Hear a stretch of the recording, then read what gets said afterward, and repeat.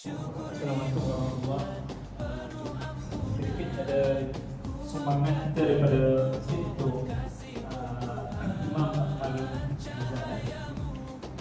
jumpa Ustaz jumpa untuk Imam satu untuk menyampaikan sedikit sumbangan kepada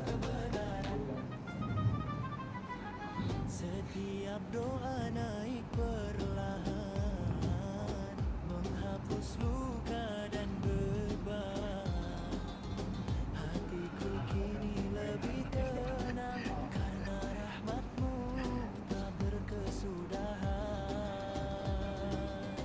Di sajadaku tunduk dan pasrah, ku rasakan kasihmu.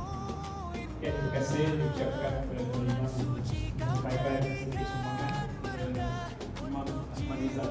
Jadi sekali lagi saya ucapkan satu pihak masjid ucapkan terima kasih kepada Ustaz Ahmad Rizal yang telah mengimamkan Imam Tarawih pada 1 Ramadan hinggalah malam ke-20. Terima kasih. Assalamualaikum warahmatullahi wabarakatuh. Waalaikumsalam.